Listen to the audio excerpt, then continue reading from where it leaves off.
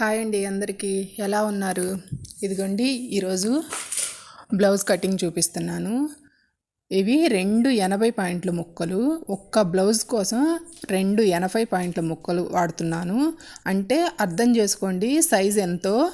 దగ్గర ఇది 13.5 27 27 ఎంత 54. Chest loose 54. అసలు ఇంకా ఎంత సైజో మీరే తను ఫస్ట్ ఒక బ్లౌజ్ తెచ్చిచ్చిందండి. బ్లౌజ్ తెచ్చిచ్చినప్పుడు ఆ బ్లౌజు 3 ముక్కలు ఇచ్చి బ్లౌజ్ కుట్టమంది. కుట్టాను, బాగా ఫిట్టింగ్ కుదిరిందంట. అందుకని మళ్ళీ ఈసారి తీసుకొచ్చుకుంది. తనకి 1.5 మీటర్ పడుతుంది. 3 ముక్కలు కానివ్వండి, 2 ముక్కలు కానివ్వండి, 1.5 మీటర్ పడుతుంది. ఒక బ్లౌజ్ కోసం 1.5 మీటర్ క్లాత్ వాడుతున్నాను అంటే ఇంకా అర్థం చేసుకోండి. ఈ బ్లౌజ్ కటింగ్ పర్ఫెక్ట్గా కుట్టగలిగితే ఇంకా అసలు ఎలాంటి వాళ్ళైనా మనం బ్లౌజులు కుట్టవచ్చండి. చూపిస్తున్నాను కొలతలు. సన్నగా ఉన్న వాళ్ళకి నెక్ లూజులు కానీ, చంక కానీ, ఇంకొకటి కానీ మనం పెట్టుకున్నప్పుడు కాస్త అటు ఇటైనా అసలు వెంటనే కనిపిస్తాయి.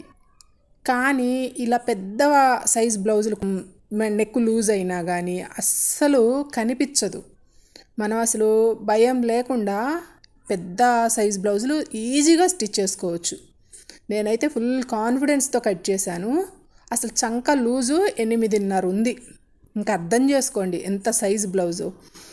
నెక్ లూజ్ వచ్చి 3 పెట్టుకున్నాను. షోల్డర్ వచ్చి 3.5 పెట్టాను. ఎందుకు అంటే బాగా లావు కదా అని చెప్పేసి, షోల్డర్ ఎక్కువ ఉంటుందని చెప్పి షోల్డర్ వెడల్పు పెంచుకున్నాను. కానీ నేను నెక్ లూజ్ పెంచుకోవాలా.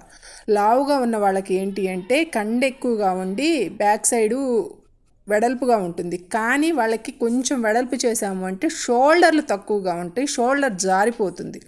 అలా ఎప్పుడు పెట్టొద్దు. మనుషులు సైజు పెద్ద సైజు కానీ షోల్డర్ వెడల్పు చేసామంటే మాత్రం అసలు పెద్ద సైజు బ్లౌజులు అస్సలు కుదరవండి. ఇది మాత్రం బాగా గుర్తుపెట్టుకోండి. సన్నగా ఉన్న వాళ్ళకన్నా కొంచెం మెడ ఎక్కువైనా కానీ ఇబ్బంది ఉండదు. కానీ లావుగా ఉన్న వాళ్ళకి కొంచెం మెడ వెడల్పైనా కానీ షోల్డర్లు జారిపోతాయి. మొత్తం అంతా కట్ చేసుకున్నాక ఈ విధంగా